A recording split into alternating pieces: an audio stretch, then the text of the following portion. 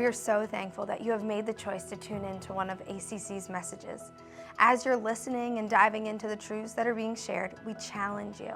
If you're on social media, use the hashtag YouBelongAtACC if God taught you anything during this message. We want to get to know you. So check out our online community by watching our live service at arundelcc.org/live.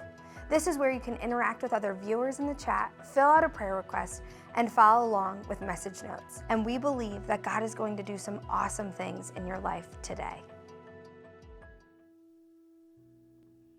Every day we live our lives with a familiar routine. Every day has a beginning and an end. Each morning we awake hopeful that today will be different to yesterday. And so we go out and we chase. We chase our dreams and our goals.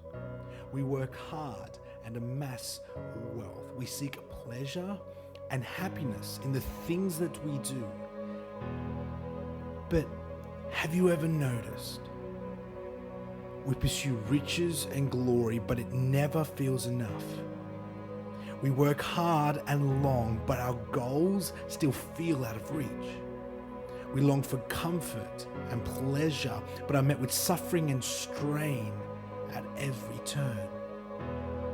Have you ever felt like the things that we do, they're all meaningless? They're all as futile as chasing after the wind. In a world so broken, could there be any hope at all?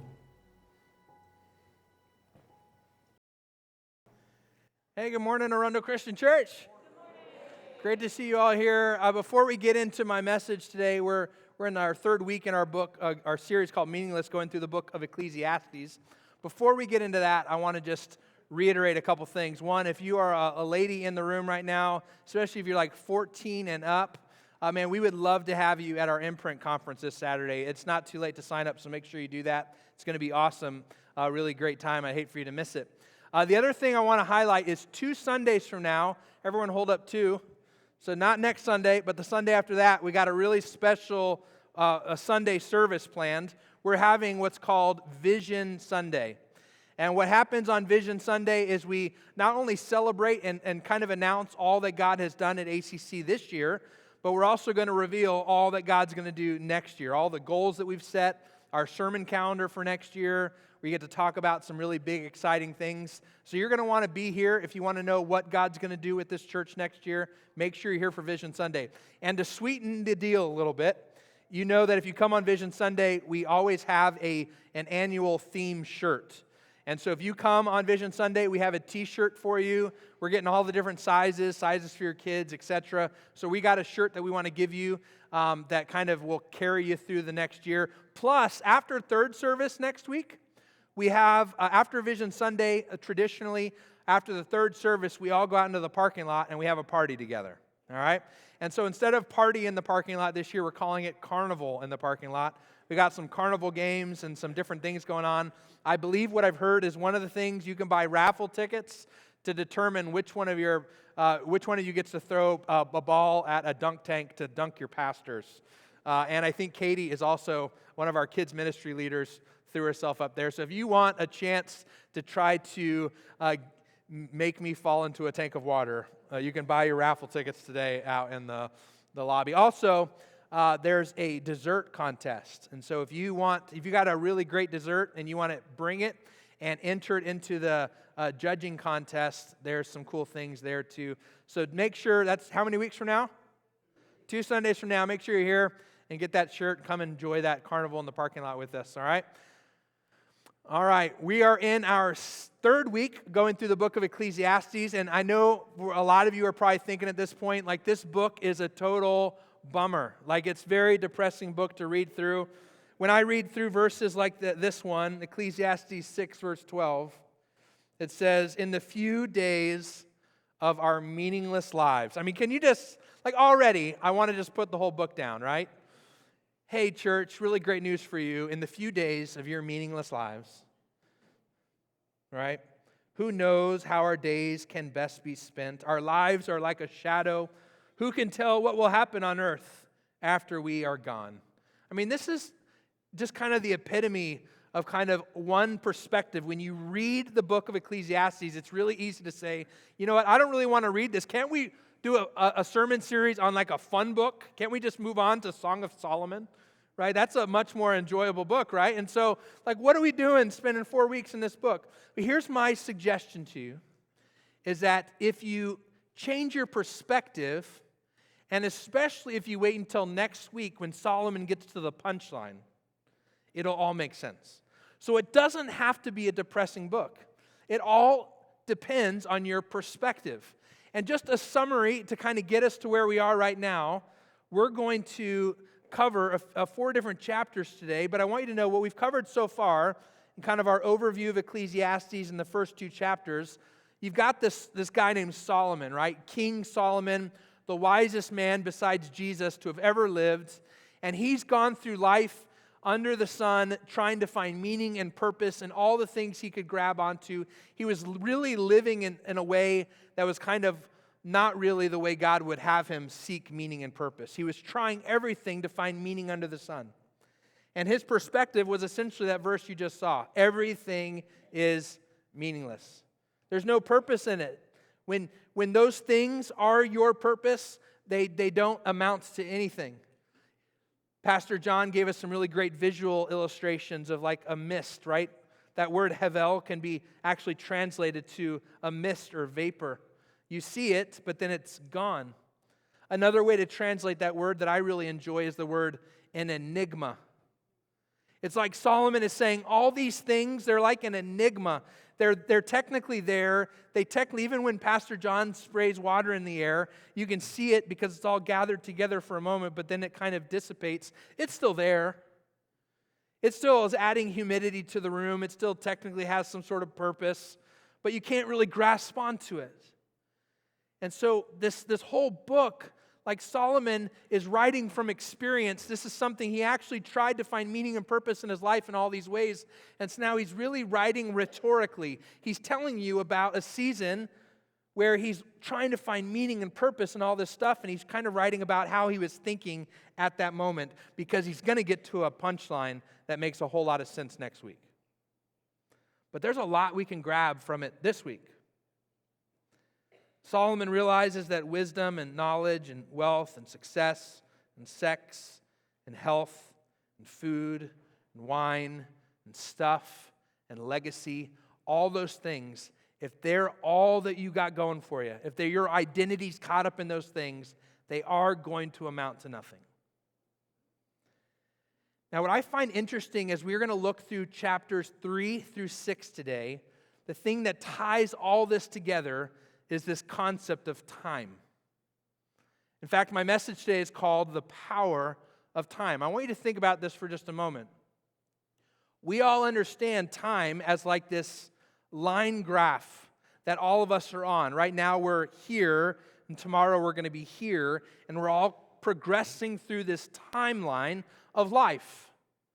And the thing that when I read Ecclesiastes and I see Solomon talking about all these things, I think the thing that ties all of our chasing together is the fact that we're not only trying to grab stuff, but we're trying to grab it before the buzzer goes off. We're trying to get it before time runs out, if you think about it. It's interesting from that perspective. One way I see this, and it kind of all makes sense, if you've ever, I don't know if they still make this game, but some of us are maybe my age, probably older than me and younger than me, you've probably played a game. It was a game we played in childhood that just stirred up all sorts of anxiety in us. Can you guys think of a game that made you super anxious to play? It was called Perfection. Anybody remember this game? Let me explain it, and you're like, oh yeah, I've played it. All right, so you push down this little plane, this playing field, if you will. You set a timer, and there's a whole bunch of different shapes. I want to say there's like 30 different shapes, and you have all these little things. You're trying to match up all the shapes into their spots before the timer runs out. And if the timer runs out before you're done, and before you hit stop, the whole thing pops up and everything explodes. All your work was completely meaningless. You see how it's all related to this time, because just like in the game of perfection, which I find very interesting, a title for this game. I think it's such a perfect illustration for the book of Ecclesiastes, because what we're really attaining, we're trying to get all the success and the relationships and the pleasure and all the things. We're trying to get everything just right in an unknown amount of time. That's the trick with perfection, the game of perfection. You twist this thing, but it's varied. You never really quite know how much time you have left. The tick, tick, tick doesn't get faster and faster as you get closer. It just all of a sudden at some point explodes on you. And when we go through life just trying to get everything perfect the way we think it's supposed to be under the sun, not the way God wants it to be, but the way the world tells us it's supposed to be, and we're chasing after all these things, we're running after it with this clock, and we don't know when the clock's going to run out, and so it's a very anxious way to live life, I'll say that. Because at any point, it can all be over. In fact, the Bible actually says that in James chapter 4, verse 14. It says, "How do you know what your life will be like tomorrow? Your life is like the morning fog. It is here a little while, and then it's gone." This is basically the New Testament saying that Solomon is saying over and over again. It's here, it's a mist, it's a vapor. It's here for a little while, and then it's gone. All of us, we don't know how much time is left on the perfection clock. We don't know when everything's going to end. And that's kind of scary. None of us are guaranteed another second. There might be someone in this room that you're not guaranteed tomorrow. Today's your last day. I don't know. I hope not.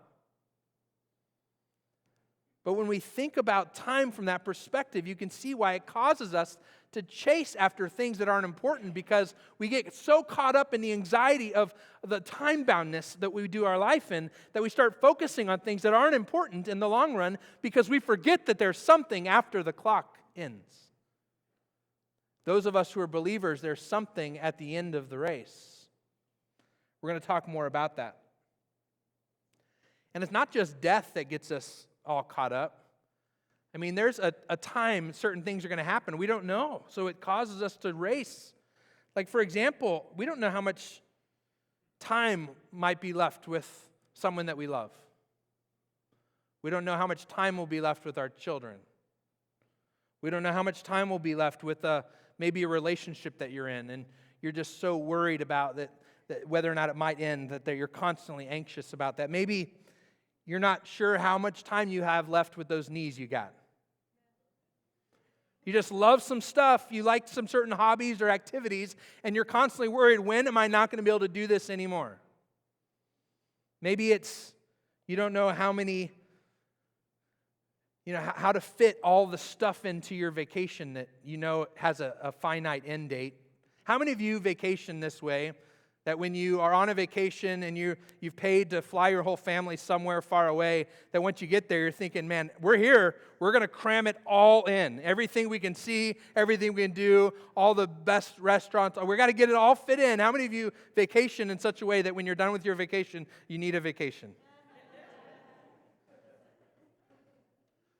That's essentially a great example of what happens when you live in that time-bound mentality of I've got to fit it all in. I've got to get all the stuff. I've got to leave a legacy. I've got to be as wise as I can. I got to know all this. I got to do all that. I got to have all that. We find ourselves in this powerful concept of time getting caught up chasing after the wind. I mean, if you really think about it, if you knew you had an unlimited amount of time on vacation, can I get an amen on that? Can you imagine if your employer just said, hey, I want you to go on vacation. Just come back whenever you're ready. What does that mean, right? Some of you are like, this is a trick. I think I got 2 days off, right? No. Imagine you would vacation differently, wouldn't you? If you knew that you could vacation with an unlimited amount of time, you wouldn't be chasing and making unwise decisions and maybe spending money foolishly, you would have time to think through what really matters. My wife and I were celebrating our 23rd anniversary this past week. We were on vacation together, left the kids at home, and we went on a cruise to the Roatan, Honduras, and Cozumel and Costa Maya. Beautiful cruise vacation. And we were sitting with a couple on the very last day of the cruise. To show you our mentalities were very different. If you've ever been on a cruise before, you know that last night is just super depressing. Because like tomorrow, I have to make my own meals. Right? Tomorrow, I got to clean up and make my own bed. Tomorrow, I got to do my own things. So we're sitting next to this couple, and their perspective was completely different than ours. We're having a conversation with them. They were retired, so that's one thing to consider in this context. But they had been on 3 world cruises. If you've never heard of a world cruise before, these are 4-month-long cruises that go all over the world. They cost about $35,000 per person. They had been on 3 of them. And so their perspective is not, we got to get off this boat tomorrow. Their perspective is, we get off this boat tomorrow to go get on another boat. I'm like, yeah, your perspective is very different than ours, because we recognize that our vacation is limited by time. So it changes the way you think. The other side of that, too, if you think about your perspective of time, anybody in here watch Survivor? You like Survivor? We're in season 47 right now. All right. So Survivor, there's the first, this new season just started, and hopefully it's the very first episode of the season. There's this young guy, and he's competing against this other guy, and they've got to do these puzzles. Right, and the puzzles show them where the X on the map is to where to go dig to try to get this wheel to raise a flag, right? And so this guy over here is really great at puzzles.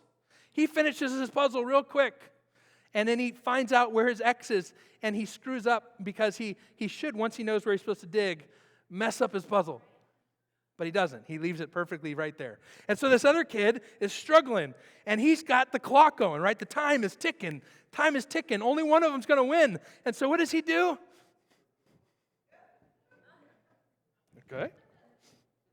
Okay. He's just cheating. And this isn't technically cheating in Survivor. He should have messed up his puzzle. But here's the thing. When you have this time mentality, when you know it's limited, it causes you to react differently to situations. It causes you to cheat. It causes you to not value things the same way. It causes you to go through life not the way God has called you to when you are bound by this clock. Time is very powerful. So let me give you my first point. This one's pretty simple, and it's this. The power of time. I want you to know that time is real, but it is not in your control. None of us are going to be able to control what happens tomorrow. You're not going to be able to control a lot of things about the clock and what happens in your life. But I want you to understand that Solomon kind of opens up chapter 3 with just saying time is a real thing. God created it. It says this in verse 1, for everything there is a season, a what? A time. For every activity under heaven. Everything that is going to happen, there is this kind of one-dimensional line graph, and there's a spot on that graph for all the different things. This is when you're going to brush your teeth. This is when you're going to go to the bathroom. This is when you're going to hop in the shower. Everything is already figured out on this time. Time is real. There's a time for everything. And then Solomon goes on to these 13 juxtapositions to really make his point. He says there is a time to be born. Raise your hand real fast if that's happened for you before. All right. There is a time to die. Oh, no hands, that's good. There's a time to plant and a time to harvest. There's a time to kill and a time to heal. There's a time to tear down and a time to build up. There's a time to cry and there's a time to laugh. There's a time to grieve and there's a time to dance. There's a time to scatter stones and a time to gather stones. There's a time to embrace and a time to turn away. There's a time to search and a time to quit searching. There's a time to keep and a time to throw away. There's a time to tear and a time to mend. There's a time to be quiet and a time to speak. There's a time to love and a time to hate. There's a time for war and a time for peace. So Solomon just takes this list and he basically says, listen, here's the point, church. Everything has a spot on the timeline.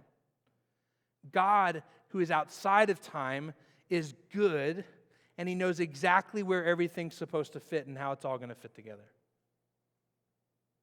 Let me make this real for you. I added to this list, all right? It's not Scripture. I'm not adding to Scripture.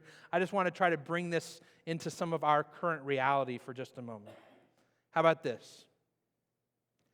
There is a time to take a newborn home, and there is a time to walk her down the aisle. There's a time for cancer. There's a time for remission. There's a time for employment. There's a time for government shutdown. Maybe even unemployment. There's a time for a baby and a time for a miscarriage. There's a time for, you can keep making the list. Everything that you're thinking of right now, yep, there's a time for that under heaven. In this world that we live in that is not outside of time and space, we are inside this line graph of time, and there is a time for everything. And here's the not depressing part is this, and Solomon understands this, that God is outside of time, he is good, and everything fits on that timeline exactly the way it's supposed to fit for God to work it out for his good and his glory. God has a perfect timing for everything. Now here's the scary part about that, though. How many of you are control freaks? You just like to know what's going to happen and when it's going to happen. You just like to control everything if you can. Most of us like to know what's going to happen, and we can control things we like to. I'm going to go a little bit outside of chapters 3 through 6 for just a moment. Ecclesiastes chapter 9, verse 12 says, "But people can never predict when hard times might come. Like a fish in a net or birds in a trap, people are caught by sudden tragedy." You can't control it. Time is real. There's a limited amount of time of it. And you can't control really what happens when. I mean, you could decide right now, I'm going to blink. Good for you, all right? You figured you got some control. But for the most part, you don't. You can't control it. Tick tock, tick tock. Time's going to keep going. You can't control it. It's kind of a scary thought, but we got to shift our perspective. All right, number 2, the power of time. Time can squash gratitude, but it is our goal to not let it. Time has the ability to make you an ungrateful person, to get you so caught up in time-boundness that you're unable to appreciate what you have right now. You just see the clock going, and instead of being thankful for what you have in this moment, you get caught up in what you don't have and what you want to have before the clock runs out. Time does this. It did it to Solomon. Look at this, Ecclesiastes 3, verses 9 through 10. It says, "What do people really get for all their hard work? I have seen the burden God has placed on us all." I mean, look at that word up there. Solomon actually calls everything that he has a burden. What's got to go on in someone's life for them to have all the knowledge they want, all the pleasure that they want, all the food and gold and palace, everything they could ever ask for, and then to look at it all as a burden? The only way that's possible is to look at everything you have in this time-bound fashion and to simply see it as under the sun. You see, this line of time, it exists only under the sun. You see, what happens is we end up with what's called a scarcity mindset. Will you say that with me? Scarcity mindset, where we see everything as limited, including the amount of time we have to get the limited resources. And so we end up running after and chasing after things that we ought not because we only got a limited amount of time. I can chase after the important things too, but right now I got to get the unimportant things before time runs out. See, our scarcity mindset might sound like this. There's only so many eligible bachelors out there. I got to hurry. I got to settle. There's only so many jobs out there. I got to hurry. There's only so many, this BOGO deal might end tomorrow. I got to buy it now. There's only so many homes on the market. If I wait too long, I'll miss out. Now, are all those things technically true? Is that BOGO deal going to end at some point?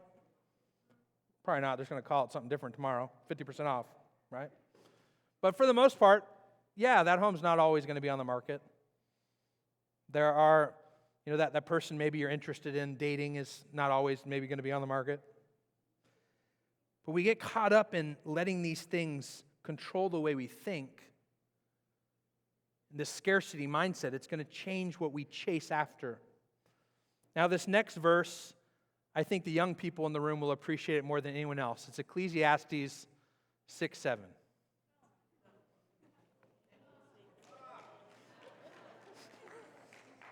All right, Ecclesiastes 6:7. Here's what it says. Those of you who have no idea what just happened, you're old. All right. Ecclesiastes 6:7 says this: all people spend their lives scratching for food, but they never seem to have enough. I want you to think about this scarcity mindset. Isn't this just explained scarcity mindset? They're scratching. They're trying to get as much as they can, but they never seem to have enough. This reminds me of another game that I played when I was a kid. I don't know, again, if they still sell this game, but it was called Hungry Hippos. You guys know what I'm talking about? So you get 3 of your buddies together, and this thing, it's basically like this little paddle that you press down and it causes your hippo to go forward and try to grab as many marbles out of the middle as possible. And you just keep going until all the marbles are gone, and then you count them up, and you figure out who got the most marbles. Really kind of stupid game, right? But tons of fun. And if we're honest, it's the way we do life when we live with a scarcity mindset. I've got to grab as much as I can. I got to grab more than those guys. There's a limited amount of time. If I just sit here and my hippo's just chilling, I don't get things. So I got to go. There's only so many marbles available. Let me give you another example of something that happens when we have a scarcity mindset.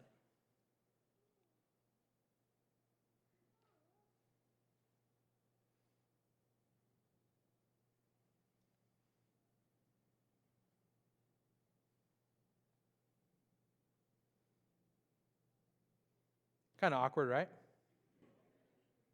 Like, is Pastor Matt okay? What just happened? I just chose for an intentional pause of 10 seconds to show that all of us struggle with awkward silence. You were racking your brain, like, what is happening right now? Because we're naturally inclined to fill up our time. We've only got so much of it. There's only a scarce amount of time, and Pastor Matt just wasted 10 seconds of it by doing nothing. And so even when there's an awkward silence, what do? We try to fill it with something meaningful. It's interesting to me. Even think about like another great illustration of how a salesperson tries to get you to buy something that you probably don't really need. If you're on the fence, and they know you're on the fence, and they're just like trying to get you to just say yes, all they really got to do is tell you, this is the last one. We only got one left. Got another guy I'm going to call right after you. If you want it, let me know. And then you immediately think, or they tell you, it's today only. This deal's only good while you're sitting here. As soon as you get up, the deal's gone. And so immediately you're thinking, well, now there's a scarce amount of product I can purchase or a scarce amount of time in which I can purchase it. And so that scarcity mindset causes you to go into this place where you chase after things you don't even want or need. This fear of missing out causes us to operate in a way that's not really honoring to God and the plan He has for our lives. We've got to be very careful in understanding time in this way. Now, here's the hard truth, though. Is time scarce? Do you all in this room have a limited amount of time under the sun? You do. There is a moment where your time is up, and you're going to have to now go give an account for how you lived your life. And that's kind of an interesting truth, but your attitude about time can still be one that's positive, that pushes you to godly things and pushes you to gratitude instead of squashes your gratitude. Let's talk about gratitude. Gratitude is this. It's recognizing and appreciating that what you have is a gift, leading to contentment regardless of what you could have or what others have.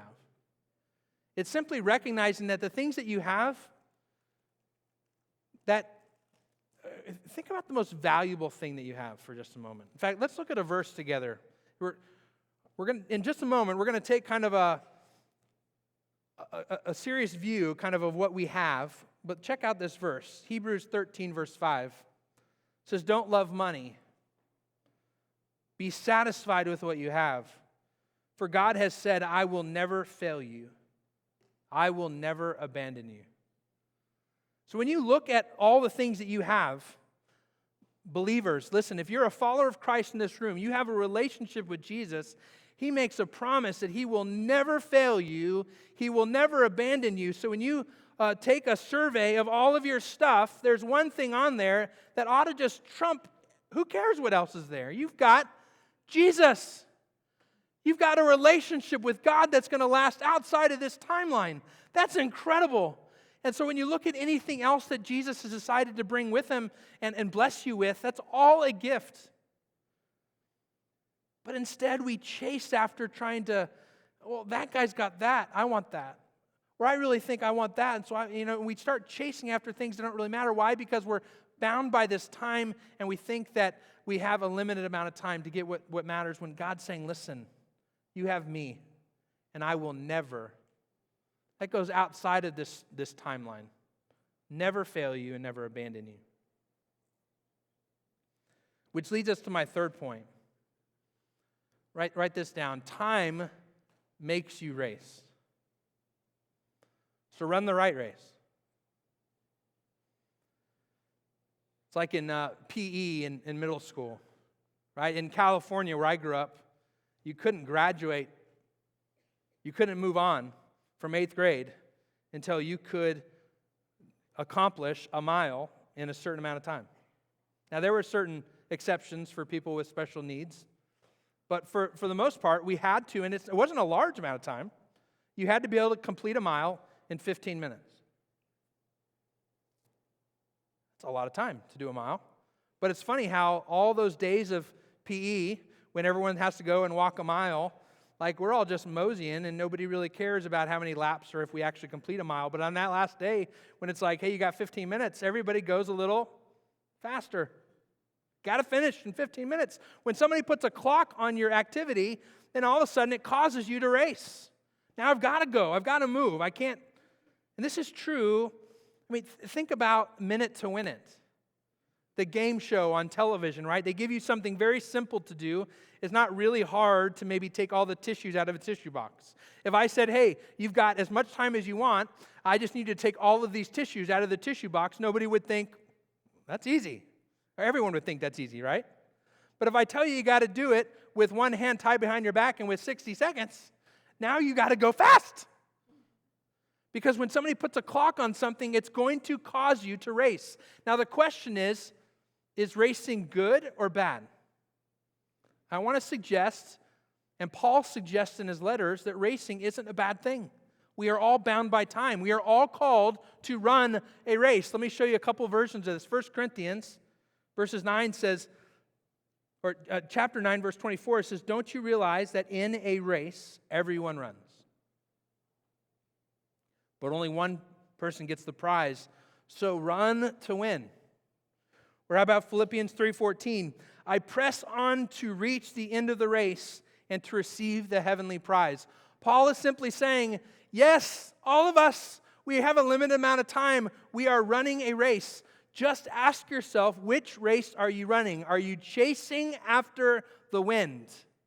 Are you chasing after Satan and the things that he wants you to chase after and the things that the world wants you to chase after? Are you chasing after things that do not matter in eternity? Or are you chasing after Jesus? Are you chasing after the purposes and plans that he has for your life?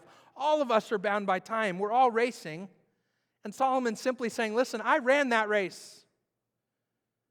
It's completely meaningless. It's completely meaningless. The problem is, and here's the best way I can put this, church, are you running the race as if there is something after the finish line? Or are you running the race as if the finish line is all that there is? You can see how somebody would run differently if they believe that once they get to the finish line, that it's over, everything is lights out. They're going to run very differently as if they think that the race doesn't end at the tape. And let me show you what happens. If you run a race as if the end of the race is all that there is, it's going to change the way you do life. One of the ways, it's going to bring about corruption and oppression. It's going to change the way you treat other people. I'll give you a quick survey of a few verses in Ecclesiastes 3 through 6. How about this? Chapter 3, verses 16 and 17 says, I also noticed that under the sun there is evil in the courtroom. Yes, even the courts of law are corrupt. I said to myself, in due season God will judge everyone, both good and bad, for all their deeds. How about Ecclesiastes 4, verse 1? Again, I observed all the oppression that takes place under the sun. I saw the tears of the oppressed and no one to comfort them. The oppressors have great power and their victims are helpless. About Ecclesiastes 5, verse 8, it says, don't be surprised if you see a poor person being oppressed by the powerful and if justice is being miscarried throughout the land. For every official is under orders from higher up and matters of justice get lost in red tape and bureaucracy. Simply put, I want you to think about that Hungry Hippos game again. If you live your life playing Hungry Hippos, you don't care that nobody else gets any marbles. That's actually your goal. You're just it's so chaotic and so crazy. Can you imagine if at the very end, or you get a marble, and every time your hippo gets a marble, you go over and you're like, I'm so sorry you didn't get that marble. My heart's broken. You're going to lose that game if you play that way. No, you're just grabbing as much as you can. You don't care that everybody else gets less when you get more. You see, when you play Hungry Hippos, people get hurt. You don't care or value other people at all. Injustice, oppression, corruption, all these things take place when you live this life on this timeline under the sun, as if all the things under the sun are all that matters, and as if there's nothing else after this race. Another thing that you'll find that happens if we race like there's nothing next is nihilism. If you're not sure what that is, it's essentially like a philosophy that everything is unimportant, that there is no purpose, it's all completely meaningless. Essentially, Solomon's giving you a peek into this mindset. When you believe that everything is meaningless, can you imagine how differently you would treat someone else if you thought that as soon as the race was over, it was just lights out for them, it was nothing important, who cares?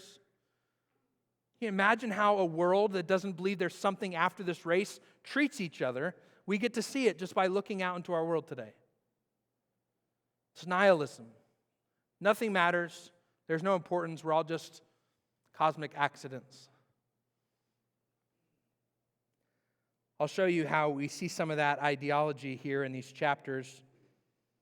At Ecclesiastes 4, verse 16, it's about a young king. And it says this, endless crowds stand around this young king, but then another generation grows up and rejects him too, so it is meaningless, all meaningless, like chasing the wind. In other words, this king and all his plans and his purpose and his hope to make a difference, he's just forgotten in short due time.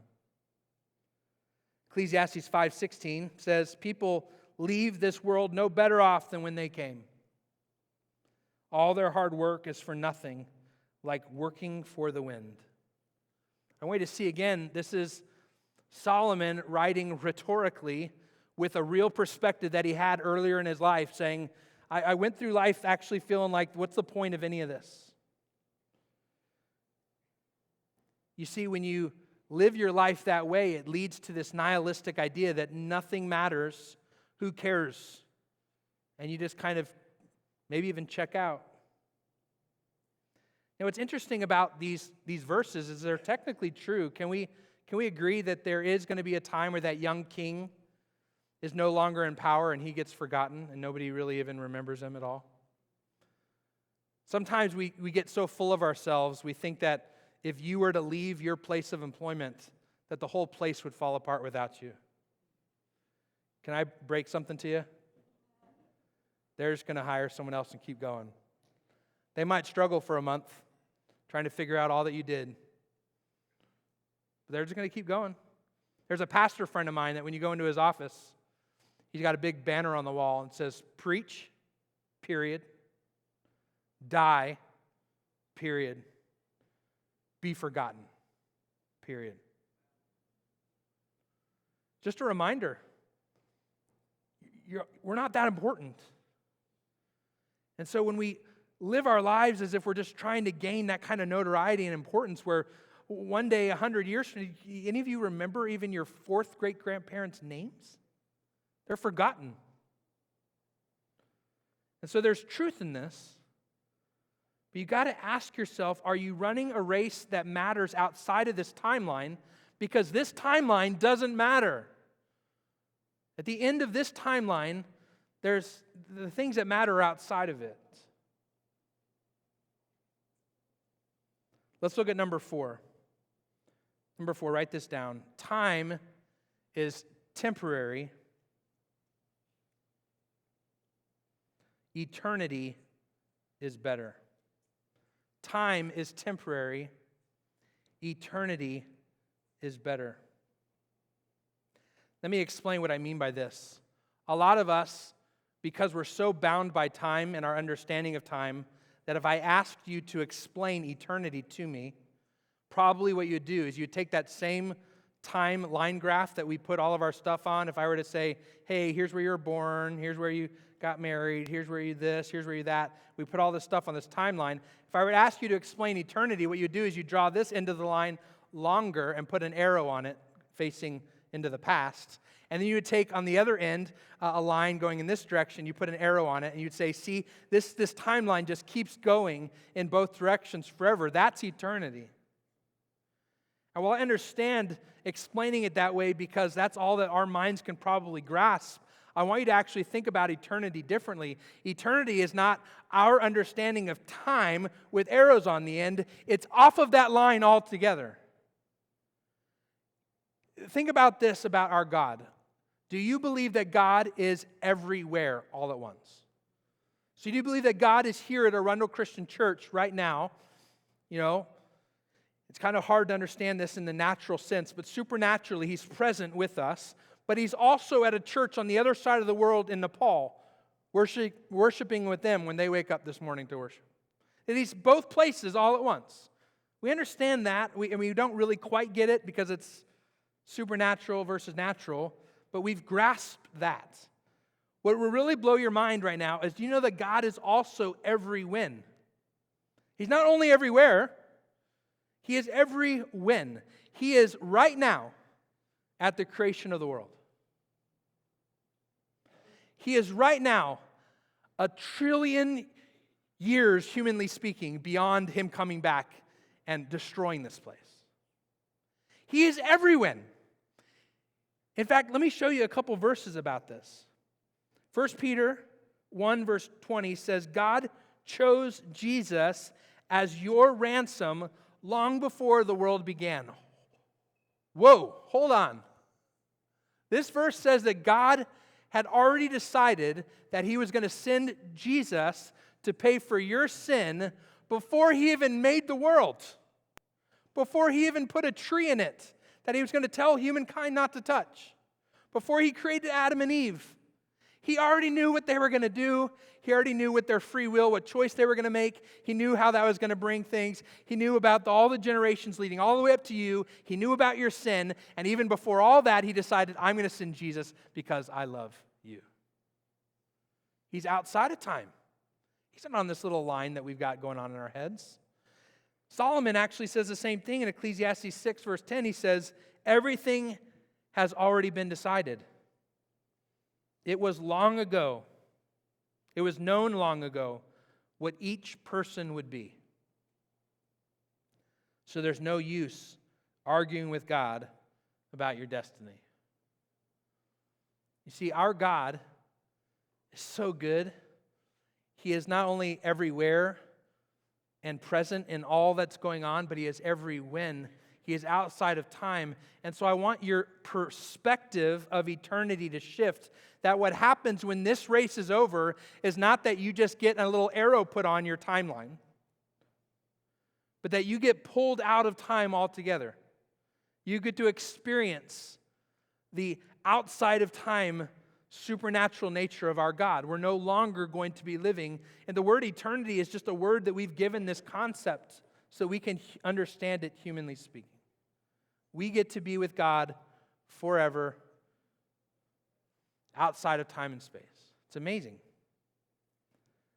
So if we can shift our understanding of time to recognizing, yes, we have a limited amount of time here, but I'm not chasing after things that are going to affect this timeline. If I'm just running after things that are going to make my little bullets on this little physical timeline bigger, better, brighter, that's all meaningless. I want to start living my life in a way where all the things outside of this timeline that last forever, outside of time and space, will actually matter. Solomon's going to make that point really clear next week. So for this week, here's our what now. Here's what I want us to consider. I got a couple questions for you. Here's a first question. I don't have this on the screen, so just kind of think through this. Where do you need a healthier perspective of time? Is there a place that you're playing Hungry Hippos? Is there a place where you're playing perfection and you've got all the anxiety in the world because your perspective of time forgets that there's a God who is in charge of all things, who is good and knows exactly what to do and when to do it? How about this? Are you chasing the wind? Or are you chasing after God's plan for your life? Now, if I'm being honest with you, all of us in this room, I'm not alone in this, all of us could make a bullet point list right now of places where we're chasing after the wind. Where we got to ask ourselves, like, why am I chasing that? That's not really that important. When I should be chasing after the things that are going to matter off of this timeline in eternity. Another question we ought to ask ourselves is, where do you lack gratitude in your life right now? Is there a place in your life right now that you're thinking, God, why aren't you fill in the blank? How about you just say, God, thank you for saving me, giving me your son. Anything you want to put on my plate right now, I'm going to be thankful for. I'm going to be content. So my encouragement to all of us for our What Now God is simply this. Number one, thank God for all you have. And number two, don't just count your days, but make your days count in Christ. Wow, we are so thankful for the truth that was shared in the message today. Please know that we as a church are praying that what you have learned today and the truths that God has put deep into your heart will manifest and grow into something amazing. You can experience that with other believers at ACC on Sunday mornings at 710 Aquahart Road. And remember, you belong at ACC.